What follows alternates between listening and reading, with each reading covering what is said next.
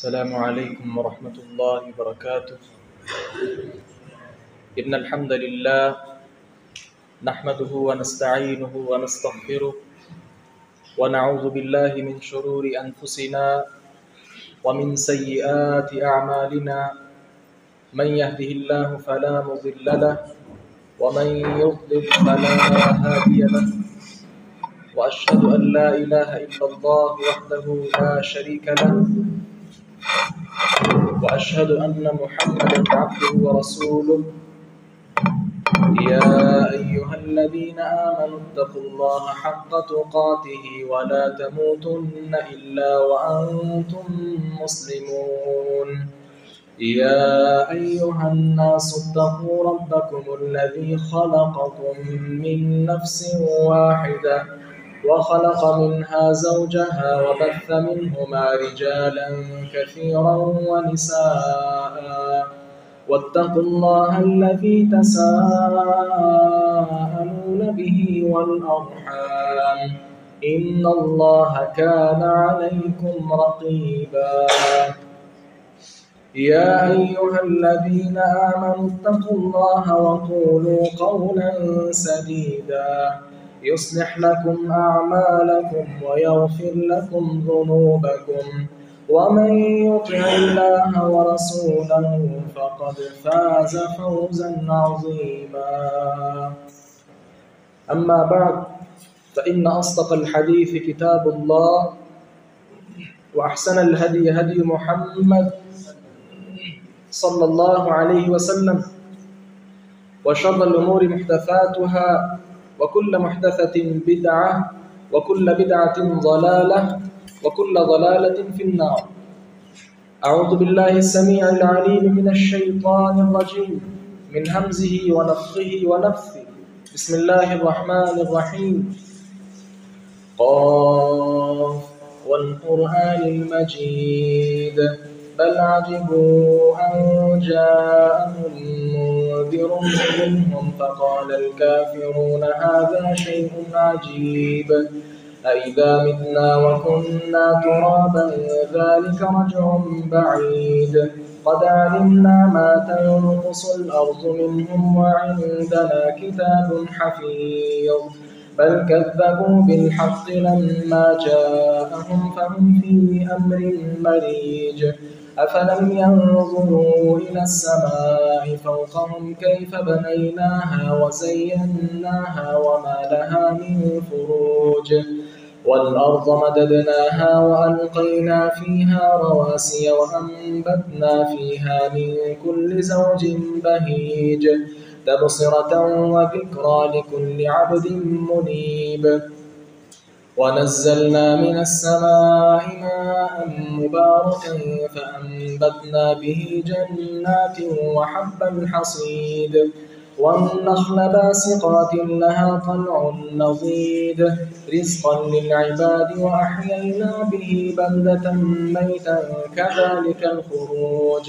كذبت قبلهم قوم نوح وأصحاب الرس وثمود وعاد وفرعون وإخوان لوط وأصحاب الأيكة وقوم تبع، كل كذب الرسل فحق وعيد، أفعينا بالخلق الأول بل هم في لبس من خلق جديد.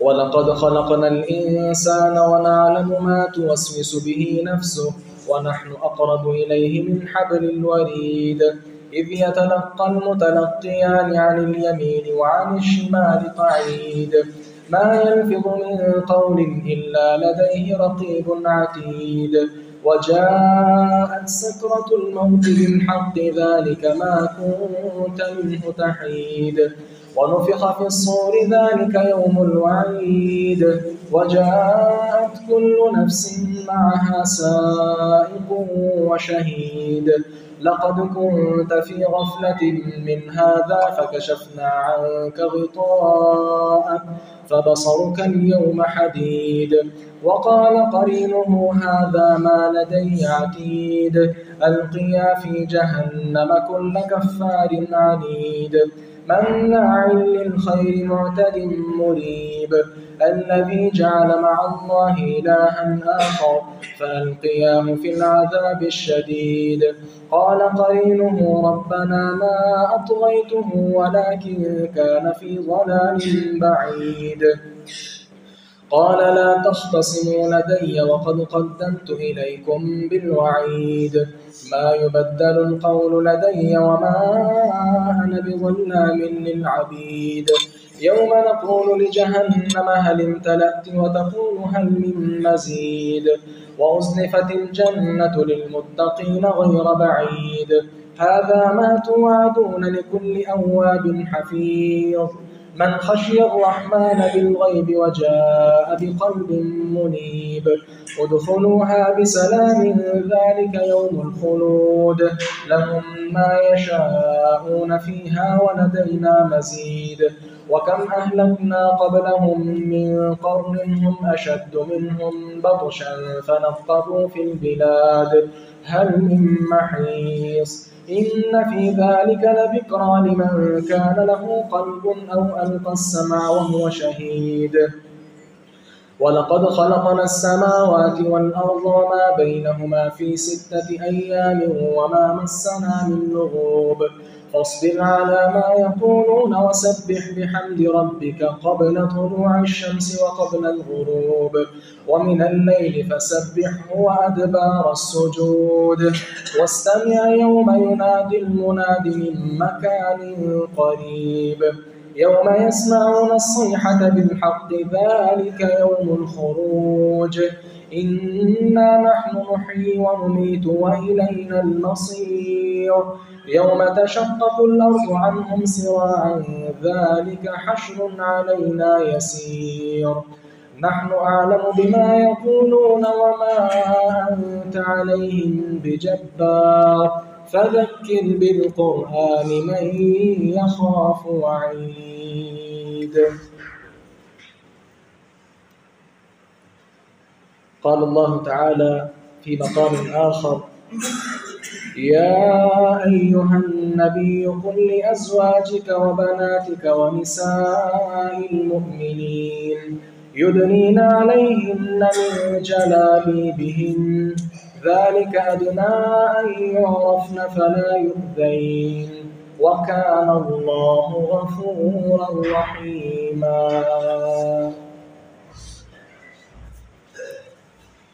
بڑے ہی قابل احترام عزیز نوجوان بھائیوں،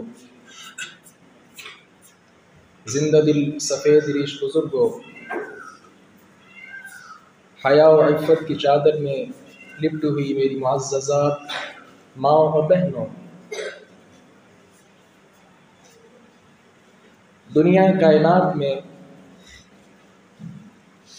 اللہ تبارک و تعالی نے عورت کو جو مقام دیا ہے، اسی مقام کی وجہ سے کائنات کے اندر بہت زیادہ حسن پیدا ہوا ہے. عورت کو اگر آپ دیکھ لیجئے، جب یہ بیٹی کے روپ میں آتی ہے تو سارا گھر خوشی کے ساتھ جھوم جاتا ہے. یہی عورت اگر بہن کا روپ اختیار کرے تو وہ بھائی کے لیے ایک مونس اور اسی کے ساتھ ساتھ غمخوار کا درجہ بن جاتی ہے. یہی عورت اگر بیوی کا روپ اختیار کرے تو گھر کو جنت بنا دیتی ہے. اور یاد رکھیے، یہی عورت جب ماں کا درجہ رکھتی ہے تو جنت کو اپنے قدموں تلے کر لیتی ہے. وہ پوری دنیا میں، کائنات میں حسن جو ہے وہ عورت کے ساتھ اللہ تبارک و تعالی نے پیدا کیا ہے. اسی لیے تو شاعر مشرق علامہ اقبال نے کہا، وجود زن سے ہے تصویر کائنات میں رنگ. عورت ہے تو کائنات کے اندر ایک خوشی کی لہر دوڑتی ہے، یہ کائنات خوبصورت نظر آتی ہے. اس کے بیڈ پہ اللہ تبارک و تعالیٰ کی پیدا کردہ مخلوق میں سے صنف نازک جسے عورت کہا جاتا ہے وہ شامل ہے. جہاں اللہ تعالیٰ نے عورت کو بہت بڑے انعامات سے اور مقامات سے نوازا ہے، وہاں یہ بات بھی یاد رکھنے کی بہت زیادہ ضرورت ہے کہ یہ تب ہے جب عورت کے لفظ کو پہچانتی ہو۔ عورت کس کو کہتے ہیں؟ جب عورت اس کو پہچان لے، اس وقت اس کی خوشبو، اس کی مٹھاس بھائی بھی محسوس کرتا ہے، بیٹا بھی محسوس کرتا ہے، شوہر بھی محسوس کرتا ہے، سارے خاندان والے اس کو عزت کی نگاہ کے ساتھ دیکھتے ہیں۔ کب؟ جب عورت اپنا سٹیٹس، اپنا مقام، اپنا وقار سنبھال کر رکھے۔ لیکن جب عورت لفظ عورت سے آزاد ہو جاتی ہے، عورت کا مطلب عربی میں ہوتا ہے چھپی ہوئی چیز، جب عورت اس پردے سے اپنے آپ کو باہر کر دیتی ہے، نقاب کشائی کر دیتی ہے، ہر قسم کے پردوں کو چاک کر کے سب کے سامنے نمایاں ہو جاتی ہے، تو یہ سارے کے سارے اعزازات اللہ تبارک و تعالیٰ واپس چھین لیتا ہے۔ اب دیکھیں عورت کو اللہ تعالیٰ نے کتنا مقام دیا، لیکن ہمارے معاشرے میں دن بدن عورت کی قدر، ویلیو آہستہ آہستہ نہیں بڑی تیزی کے ساتھ کم ہو رہی ہے۔ ایسا کیوں ہوا؟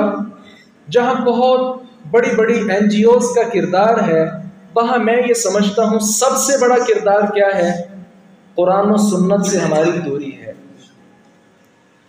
گھر میں قرآن موجود ہے، لیکن طاق کے اندر سجا دیا گیا، الماریوں کے اندر رکھ دیا گیا، غلاف چڑھا کر گھر میں سب سے اونچی جگہ پر رکھ دیا گیا، مطالعہ نہیں کیا۔ حدیث رسول صلی اللہ علیہ وسلم کو تو ہم نے پرکھا ہی نہیں، کسی عالم دین کی گفتگو پر بھی کبھی ہم نے خاص توجہ نہیں دی۔ دین سے دوری کے ساتھ ساتھ یہ سارے کے سارے اسباب یہ پیدا ہوئے، اور عورت معاشرے کے اندر بد چلن بن گئی، بد کردار بن گئی، حتیٰ کہ اللہ تعالیٰ نے اس کو جو جسم دیا وہ جسم فروش بن گئی۔ اور یہی وجہ ہے کہ آج امت میں ہیرے پیدا نہیں ہو رہے، بہت بڑے بڑے علماء پیدا نہیں ہو رہے، سپہ سالار کمانڈر پیدا نہیں ہو رہے۔ پیچھے وجہ کیا ہے؟ تربیت کرنے والی ماں وہ اپنی ممتا کو بھول بیٹھی ہے۔ آج کے خطبہ جمعہ میں اختصار کے ساتھ ہم اس بات کو سمجھنے کی کوشش کر رہے ہیں کہ عورت کا مقام کس میں ہے۔ عورت کو اللہ تبارک و تعالیٰ نے پردے کا حکم دیا ہے، اور پردے کے اندر ہی اس کا تحفظ رکھا ہے، ہر قسم کا تحفظ۔ جب تک عورت اس پردے کے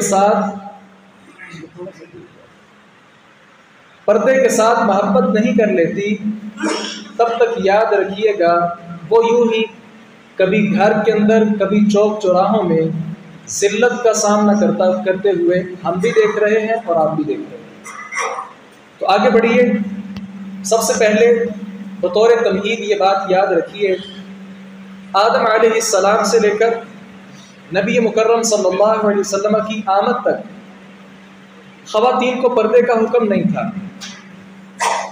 لیکن بعد میں عمر ابن خطاب رضی اللہ عنہ نے اس ضرورت کو محسوس کیا اور رسول مکرم صلی اللہ علیہ وسلم کے ہاں گزارش کی، یا رسول اللہ یدخل علیک البر والفاجر، اے اللہ کے رسول صلی اللہ علیہ وسلم، آپ کے پاس نیک آدمی بھی آتے ہیں اور بڑے بڑے گناہ گار لوگ بھی آتے ہیں، کیا ہی اچھا ہو فلو امرت امہات المؤمنین بالحجاب، کہ آپ مومنوں کی ماؤں کو پردے کا حکم دے دیں، کتنی اچھی بات ہو۔ فانزل اللہ آیت الحجاب، تو اللہ تبارک و تعالیٰ نے آیات حجاب جو ہیں وہ اتار دی۔ قرآن کریم میں اللہ تبارک و تعالیٰ نے مختلف مقامات پر پردے کا حکم اتارا ہے، بیان کیا ہے۔ پہلی آیت سورۃ النور کے اندر موجود ہے، اللہ تعالیٰ ارشاد فرماتے ہیں وَقُلْ لِلْمُؤْمِنَاتِ يَغْضُضْنَ مِنْ أَبْصَارِهِنَّ وَيَحْفَظْنَ فُرُوجَهُنَّ وَلَا يُبْدِينَ زِينَتَهُنَّ إِلَّا مَا ظَهَرَ مِنْهَا وَلْيَضْرِبْنَ بِخُمُرِهِنَّ عَلَى جُيُوبِهِنَّ ولا يبدين زينتهن إلا لبعولتهن أو آباء بعولتهن أو أبنائهن أو أبناء بعولتهن أو إخوانهن أو بني إخوانهن أو بني أخواتهن أو نسائهن أو ما ملكت أيمانهن أو التابعين غير أولي الإربة من الرجال أو الطفل الذين لم يظهروا على عورات النساء ولا يضربن بأرجلهن ليعلم ما يخفين من زينتهن وتوبوا إلى الله جميعا أيها المؤمنون لعلكم تفلحون. سورۃ النور میں اللہ تعالیٰ نے کیا ارشاد فرمایا؟ اے نبی مومنات سے کہہ دیجئے کہ مومنہ عورتیں اپنی نگاہیں نیچی رکھیں اور اپنے سطر کی حفاظت کریں، اپنے جسم کی حفاظت کریں، اپنی زینت کو کسی کے سامنے ظاہر نہ کریں. پھر چند رشتے اللہ تعالیٰ نے گنوائے جو محرم رشتہ دار ہیں، جس میں باپ بھی آتا ہے، سسر بھی آتا ہے، بھائی بھی ہے، بیٹا بھی ہے، بھتیجا بھی ہے، بھانجا بھی ہے. اس قسم کے جو محرم رشتہ دار ہیں اور عام لوگوں کے جو چھوٹے چھوٹے بچے ہیں، ان سے اللہ تعالیٰ نے اجازت دے دی کہ ان کے سامنے اگر خواتین زینت اختیار کر لیں تو اس میں کوئی حرج نہیں ہے. دوسری آیت میں کیا ارشاد فرمایا اللہ تعالیٰ نے سورۃ الاحزاب میں؟ یا ایھا النبی قل لازواجک وبناتک ونساء المؤمنین يدنين عليهن من جلابيبهن ذلك أدنى أن يعرفن فلا يؤذين وكان الله غفورا رحيما. اے نبی اپنی بیویوں سے، اپنی بیٹیوں سے اور تمام مسلمان خواتین سے یہ کہہ دیجئے یدنین علیہن من جلابیبہن کہ وہ اپنے اوپر بڑی بڑی چادریں اوڑھ لیں. ذالک ادنی ان یعرفن فلا یؤذین، یہ اس لیے ہے تاکہ وہ پہچان لی جائیں کہ یہ با حیا اور با پردہ عورتیں ہیں. فلا یؤذین، چنانچہ ان کو تکلیف نہ پہنچائی جائے. یہاں آپ تھوڑا سا آیت کریمہ کے الفاظ پر غور کیجئے. لفظ ہے یدنین علیہن من جلابیبہن. یدنین جو ہے اس کا مطلب قریب کرنے کا ہوتا ہے اور لپیٹ لینے کا ہوتا ہے. اور جب اس کے ساتھ یدنین کے آگے لفظ علا آ گیا تو علا آنے کے ساتھ اس میں ارخاء کا معنی پیدا ہو گیا. ارخاء کس کو کہتے ہیں؟ کسی چیز کو لٹکانا. تو گویا اس کا مطلب کیا ہو گیا؟ مومنات کو، اپنی بیویوں کو، اپنی بیٹیوں کو حکم دے کہ وہ لٹکائیں. کیا لٹکائیں؟ من جلابیبہن.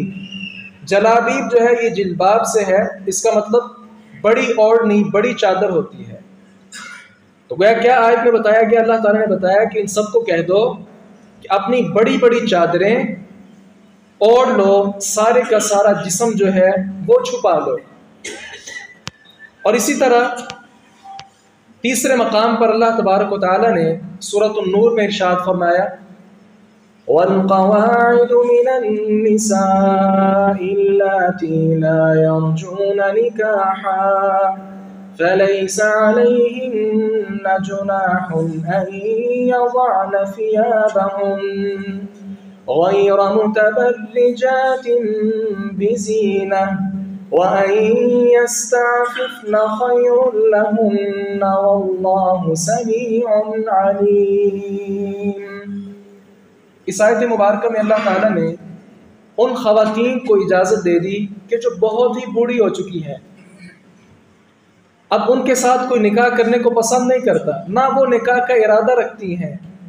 گویا ہمارے ہاں آپ کہہ سکتے ہیں کہ جن کی 70 سے کوئی 80%، 90 یا اس سے بھی اوپر عمر ہو جائے، ایسی خواتین کہ جو اب نکاح سے بالکل مایوس ہیں، وہ نکاح کی اب خواہش نہیں رکھتی، اور نہ ہی کوئی مرد اس خاتون کی طرف دیکھ کر نکاح کی خواہش رکھتا ہے، ایسی خواتین اللہ تبارک و تعالی نے ان کو اجازت دی ہے کہ وہ اگر پردہ نہ کریں تو اس میں کوئی حرج نہیں، لیکن یاد رکھیں اس کے ساتھ شرط کیا ہے؟ غیر متبرجات بزینہ، زینت اختیار نہیں کریں گی کہ 70 سال عمر اور کہے کہ میں پردہ نہیں کروں گی، لیکن پھر بھی میک اپ کر رہی ہے، سرخی لگا رہی ہے، چوڑیاں پہن رہی ہے، اچھا لباس زیب تن کر رہی ہے، ایسی خاتون پر بھی پردہ کرنا فرض ہے، خواہ اس کی عمر 500 سال کیوں نہ ہو جائے۔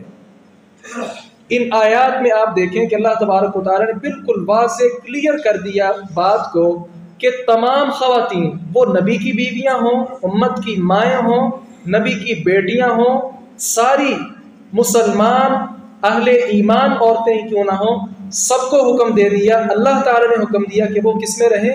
پردے میں رہیں۔ اسی طرح چوتھی دلیل بھی سماعت فرمائیے، احادیث رسول صلی اللہ علیہ وسلم میں بھی اس کے 20 دلائل موجود ہیں۔ امی جان عائشہ رضی اللہ عنہا فرماتی ہیں صفوان بن معطل ان کو لشکر کے پیچھا کرنے کے لیے آپ صلی اللہ علیہ وسلم مقرر کیا کرتے تھے۔ ایک مرتبہ کیا ہوا کہ لشکر کے پیچھے امی جان عائشہ رضی اللہ عنہا لیٹی ہوئی آرام کر رہی تھی، گویا قافلے سے پیچھے رہ گئی۔ تو قافلے کے پیچھے ایک آدمی ہوتا ہے تاکہ کوئی آدمی پیچھے نہ رہ جائے۔ صفوان ابن معطل جب پیچھے آئے تو دیکھا تو امی جان عائشہ رضی اللہ عنہا لیٹی ہوئی ہیں۔ اچانک یہ حالت دیکھ کر کے نبی کی بیوی لشکر سے پیچھے رہ گئی، اور پھر دیکھا کہ چہرے پر کپڑا بھی نہیں ہے۔ فوراً صفوان ابن معطل رضی اللہ عنہ کی زبان سے کیا نکلا؟ انا للہ و انا الیہ راجعون۔ امی جان فرماتی ہیں کہ جب میں نے صفوان کی آواز سنی نا، انا للہ و انا الیہ راجعون، میری آنکھ کھل گئی۔ کیا دیکھا کہ صفوان ابن معطل سامنے کھڑے ہیں۔ روایت کے الفاظ کیا ہیں؟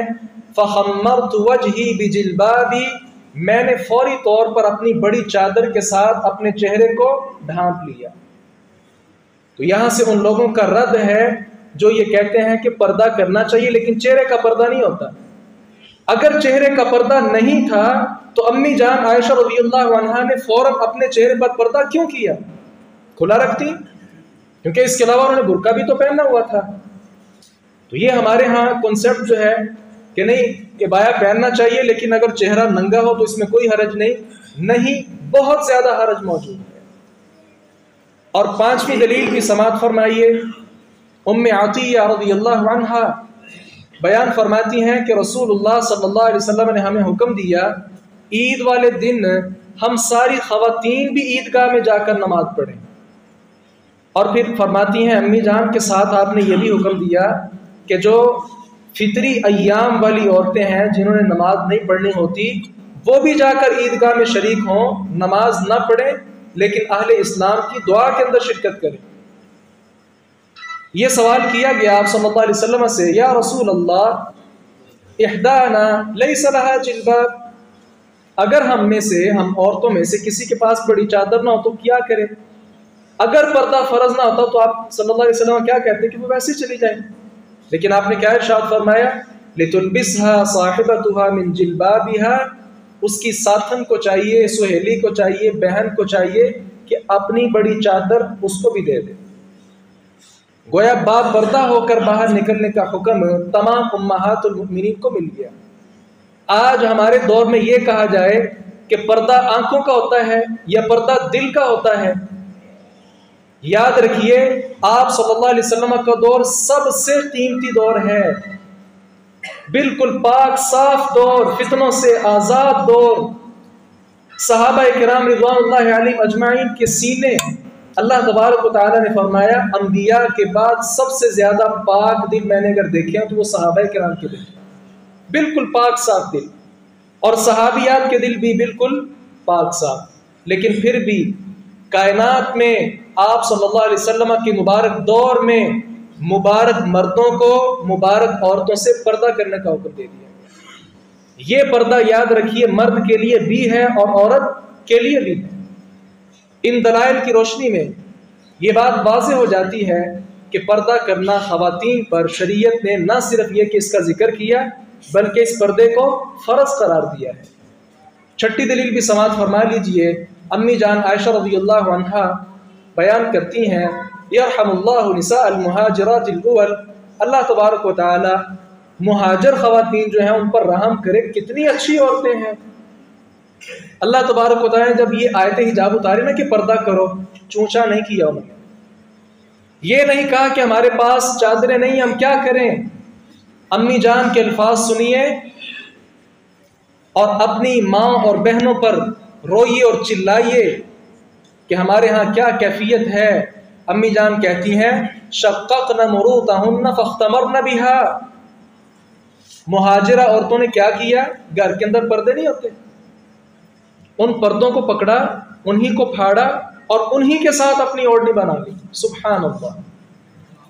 اپنے آپ کو چھپانے کے لیے کپڑا نہیں پایا، گھر کا پردہ جو دروازے کے اوپر کھڑکی کے اوپر لٹکایا جاتا ہے اسی پردے کو پکڑا، پھاڑا اور اسی کے ساتھ اپنا برقع بنا لیا. تو یہ 6 دلائل 3 قرآن کریم میں سے اور 3 احادیث رسول صلی اللہ علیہ وسلم سے آپ کی خدمت میں پیش کر چکا ہوں. اب آگے بڑھیے. ایک بات تو کلیئر ہوگی کہ حجاب کرنا، برقع پہننا، پردہ کرنا ہر مسلمان بہن، بیٹی اور ماں پر کیا ہے، فرض ہے. اب دوسری بات یہ سمجھیے کہ پردہ کیسے کا ہونا چاہیے. یہ بڑی اہم بات ہے. پردہ ہونا چاہیے اس پر ہماری مائیں بہنیں اتفاق کر لیتی ہیں، لیکن پردہ کیسے کا ہونا چاہیے یہ بہت ہی اہم بات ہے. سب سے پہلی بات یہ ہے کہ خاتون جو پردہ کرنے والی ہے سر کے بالوں سے لے کر پاؤں کے ناخنوں تک ساری کی ساری چادر کے اندر چھپی ہونی چاہیے. وَلَا يَضْرِبْنَ بِأَرْجُلِهِنَّ، قرآن میں اللہ تعالیٰ نے فرمایا کہ اپنے پاؤں زمین پر نہ ماریں، وہ زینت کا اظہار نہ کریں. امی جان ام سلمہ رضی اللہ عنہا کا بیان پڑھیے، کیا فرماتی ہیں، انی امرأۃ اطیل ذیلی، میں ایسی خاتون ہوں کہ میرا جو برقع ہے وہ میں کافی لمبا رکھتی ہوں، اتنا لمبا وامشی فی المکان القدر کہ جب میں چلتی ہوں تو وہ کپڑا زمین پر لٹکتا ہے. ہمارے ہاں خواتین کیا کرتی ہیں، برقع پہنا ہوا ہے لیکن جب کوئی گندگی آتی ہے، پانی آ گیا، کیچڑ آ گیا یا کوئی اور ایسی جگہ آئی، اپنا برقع اٹھا کر پھر چلنا شروع کر دیتی ہیں.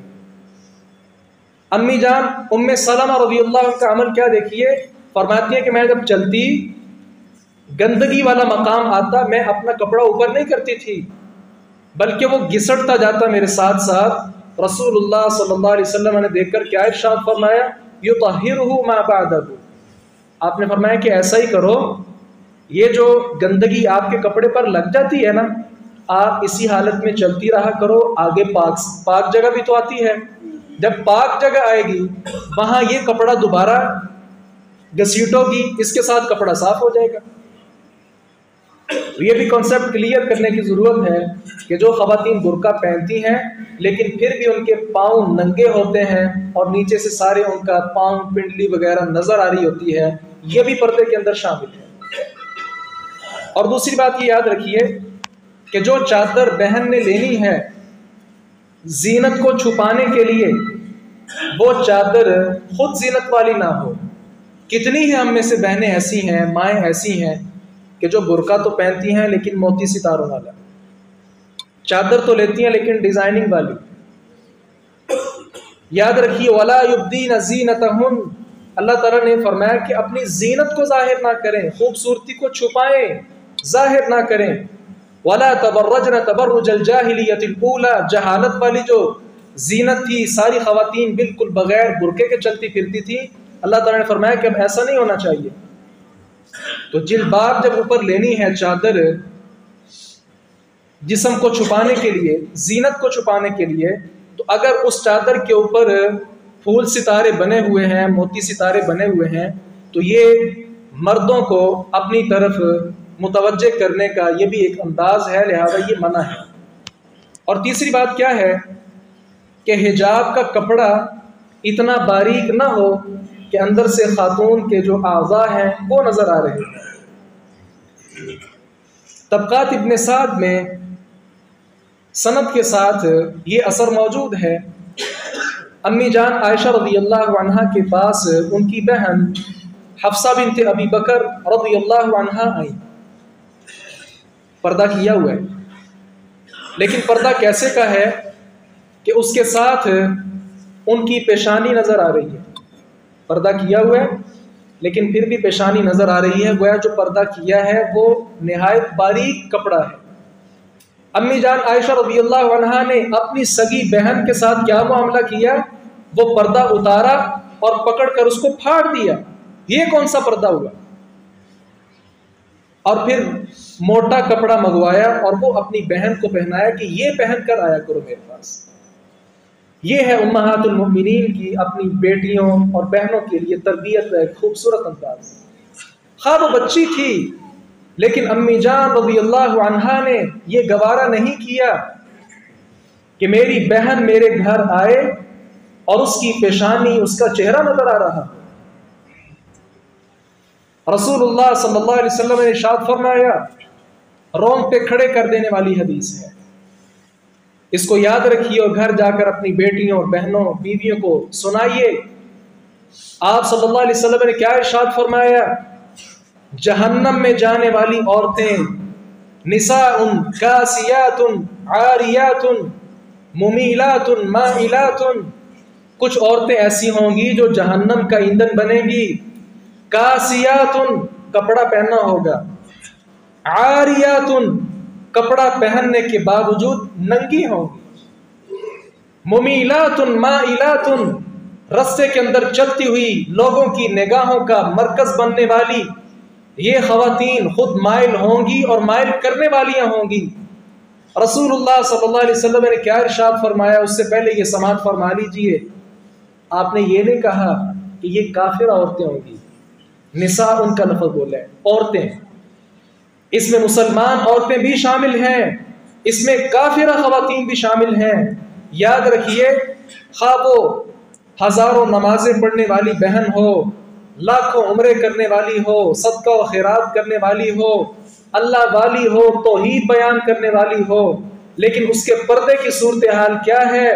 پہننے کے باوجود بھی کپڑا وہ ننگی نظر آئے، لوگوں کو اپنی طرف مائل کرے اور لوگوں کی طرف مائل ہو۔ آپ نے کیا ارشاد فرمایا؟ آپ نے یہ نہیں فرمایا کہ وہ جنت میں نہیں جائیں، یہ بھی فرمایا، آپ نے فرمایا لا يدخلن الجنہ، جنت میں داخل نہیں ہو سکتی، ولا یجدن ریحها، جنت کی خوشبو بھی محسوس نہیں کر سکتی، وَإِنَّ رِيحَهَا لَيُوجَدْ مِن مَسِيرَةِ كَذَا وَكَذَا، اور جنت کی خوشبو تو 70 سال مسافت سے بھی آ جاتی ہے۔ جنت کا سفر 70 سال دور ہو، آدمی چلتا رہے تو جہاں 70 سال بنتے ہیں وہاں تک جنت کی خوشبو آ جاتی ہے، لیکن یہ ایسی بد نصیب عورتیں ہیں، ایسی بد کردار عورتیں ہیں کہ جنہیں جنت میں جانا نصیب ہونا ہی نہیں ہے، بلکہ جنت کی خوشبو بھی نہیں پا سکتی۔ اللہ اکبر کبیرہ، ہم میں سے کتنی ہی بیٹیاں ایسی ہیں، ہم سمجھتے ہیں کہ بڑی ہو کر اس نے برقع ہی تو پہننا ہے، بڑی ہو کر ٹھیک ہو جائے گی، بڑی ہو کر بہتر ہو جائے گی، بڑی ہو کر باتوں کو سمجھ جائے گی۔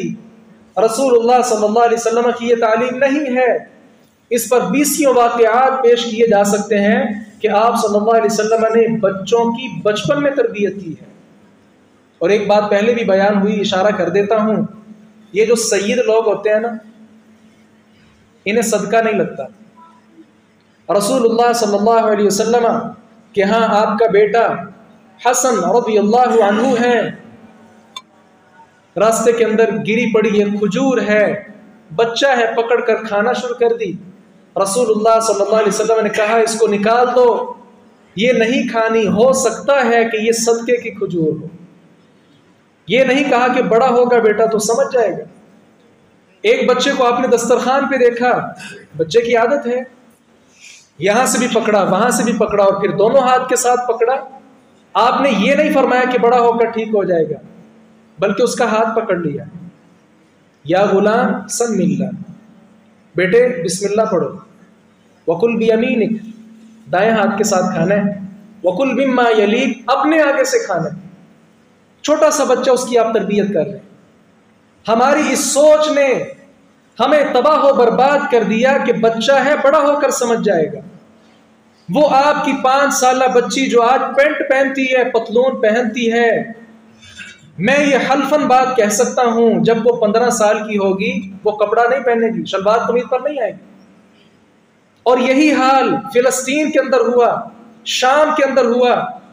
آپ یہ ابھی 2019 چل رہا ہے، 21 چل رہا ہے، 21ویں صدی ہے، 20ویں اور 19ویں صدی کے آپ اخبارات پکڑ کر دیکھیے۔ میں نے ایک اخبار پڑھا ہے جس پر یہ خبر لکھی ہوئی ہے، فلسطین اور شام کی بیٹیوں اور ماں اور بہنوں کے لیے، کہ وہاں ایک بچی نے، چھوٹی سی بچی ہے، اس وقت پینٹ پہن لی، ماں کو سمجھایا گیا کہ اس کو سمجھاؤ، اس نے کہا نہیں، بڑے ہو کر سمجھ جائے گی۔ یہی جملہ، یہ زہر قاتل جملہ ہے، وہی جملہ اس نے استعمال کیا۔ وہ جو 5 سال 6 سال کی بچی ہے، وہ آج جب 80 سال کی ہوئی، 70 سال کی ہوئی، یا اس سے پہلے جب وہ 20 برس کی ہوئی، جس نے بچپن سے ہی پینٹ پہنی ہو، پتلون پہنی ہو، وہ شلوار قمیض کیسے پہن سکتی ہے؟ اور یہ ہمارے گناہوں کا نتیجہ ہوا۔ ہم کہتے ہیں اسرائیل نے ظلم کیا، ہاں کیا ہے، لیکن کیا ہمارا کوئی کردار نہیں ہے؟ جب میری بہن، ماں، بیٹی ننگی بازار کے اندر گھومے گی تو کیا کفار کی نظروں کا محور نہیں بنے گی؟ کیا کافر لوگ، گندے لوگ اس کے ساتھ زیادتی کرنے کا سوچیں گے نہیں؟ یہ موقع ہم فراہم کرتے ہیں، موقع ہم نے فراہم کیا، اور آج فلسطین کی صورتحال آپ کے سامنے ہے۔ اس وقت بھی آپ اگر وہاں راؤنڈ لگائیں یا ان کی تصاویر اور ویڈیوز دیکھیں، یہ ہمارے لیے لمحہ فکریہ ہے۔ ابھی بھی ان کا لباس مکمل نہیں ہے، اور وہی صورتحال، وہی کھیل تماشا اس ارض پاک پر بھی شروع کر دیا گیا۔ بازار میں گھومنے والی سینکڑوں میں سے کوئی ایک خاتون بھی آپ کو نظر نہیں آئے گی جس نے اسلامی پردہ کیا ہو، جس نے اسلامی پردہ کیا ہو، ایسی خاتون نظر نہیں آتی۔ حتیٰ کہ دینی جو نام لینے والی خواتین ہیں، دینی حلقات میں رہنے والی ہیں، پردے کا تصور تو ہے، لیکن پردہ کیسے کا کرنا ہے معلوم نہیں ہے، آواز کا پردہ ہے معلوم ہی نہیں ہے۔ وہی ہنسی مذاق کے ساتھ جہاں بھائی کے ساتھ بات کرتی ہے، عام مرد کے ساتھ بھی بات کر رہی ہے۔ کچھ سال پہلے تو پردہ چلو کپڑے کا ہوتا تھا، لیکن آج کل وہ بھی نظر نہیں آتا۔ واللہ ہے یہ ساری صورتیں دیکھ کر آنکھیں اشکبار ہوتی ہیں۔ یہ مشاہدہ میں نے بھی کیا، آپ نے بھی کیا۔ ایسی خواتین پر جب اچانک نظر پڑ جائے، واللہ ہے آنکھوں میں آنسو آ جاتے ہیں کہ ہماری آنے والی بیٹیوں کا کیا بنے گا۔ یہ تو آج کی ہیں، آنے والی بیٹیوں کا کیا بنے گا۔ آگے بڑھیے۔ چوتھی بات یہ ہے کہ جو حجاب خاتون پہن رہی ہے وہ ٹائٹ نہیں ہونا چاہیے۔ اگر ٹائٹ ہوگا خد و خال واضح ہوں گے، پھر وہی خاتون غیر محرم مردوں کی نظر کا محور بنے گی اور معاملہ پھر خطرناک ہو جائے گا۔ پانچویں بات یہ ہے، خاتون کے لیے خوشبو کا استعمال حرام ہے۔ گھر کی 4 دیواری میں شوہر کے لیے اگر خوشبو لگا لے کوئی حرج نہیں، لیکن جب خاتون نے باہر نکلنا ہے خوشبو کا استعمال منع ہے۔ ایسی خاتون کے بارے آپ نے کیا ارشاد فرمایا؟ فَهِيَ كَذَا وَكَذَا یعنی زانیہ، ایسی خاتون ایسی ویسی ہے، کیا مطلب؟ زانیہ ہے۔ خوشبو کا استعمال کر کے خاتون باہر نہیں آ سکتی۔ اور چھٹی بات یہ ہے کہ لباس جو اس نے پہننا ہے وہ مردوں کے ساتھ مشابہت کرنے والا نہ ہو۔ لعن المرأة تتشبہ بالرجال، آپ نے فرمایا اس عورت پر لعنت ہو جو مردوں جیسا لباس پہنتی ہے۔ پینٹ لباس در حقیقت آپ دیکھیں تو مردوں کا ہے، چلے جس ملک کا بھی ہے، لیکن اب یہ خواتین بھی اختیار کر چکی ہیں، تو یہ مردوں کے ساتھ مشابہت نہیں تو اور کیا ہے۔ دوپٹہ ادار دینا مردوں کے ساتھ مشابہت نہیں تو اور کیا ہے۔ ہیئر سٹائل مردوں والا بنا لینا مردوں کے ساتھ مشابہت نہیں تو اور کیا ہے؟ مردوں کے حقوق کا مطالبہ کرنا اور مساویانہ حقوق چاہنا، یہ مردوں کے ساتھ مشابہت نہیں تو اور کیا ہے؟ پھر لعنت اور پھٹکار کا یہ خواتین مستحق نہ ہو تو اور کیا؟ ساتویں بات یہ ہے کہ وہ حجاب، وہ کپڑا کافرہ خواتین کے کپڑوں جیسا نہ ہو۔ پینٹ کن کی ہے آپ سارے جانتے ہیں، پتلون لباس کن کا ہے آپ سارے جانتے ہیں۔ رسول اللہ صلی اللہ علیہ وسلم نے ارشاد فرمایا من تشبہ بقوم فہو منہم، جو قوم بھی جس قوم کی مشابہت اختیار کرے وہ انہی میں سے ہوگی۔ اور آخری بات یہ یاد رکھیں کہ ایسا لباس، ایسا برقع، ایسا حجاب خاتون نہ پہنے جس کے ساتھ وہ بازار میں چلتی پھرتی انوکھی خاتون لگے، اسے لباس شہرت کہتے ہیں۔ شہرت کا لباس پہننے سے رسول اللہ صلی اللہ علیہ وسلم نے نہ صرف یہ کہ منع فرمایا بلکہ کہا کہ جو شہرت کا لباس دنیا میں پہن لیتا ہے اللہ تبارک و تعالیٰ پھر اسے ذلت والا لباس قیامت والے دن پہنا دے گا۔ دعا کیجئے کہ حجاب کے جو مسائل ہیں یہ اللہ تعالیٰ ہمیں توفیق عطا فرمائے کہ ہم سمجھ جائیں، ہماری مائیں بہنیں بھی اس بات کو فالو کریں تاکہ معاشرے کے اندر مختلف قسم کے جو جرائم ہیں ان کی روک تھام ہو سکے۔ وآخر دعوانا الحمد للہ رب العالمین۔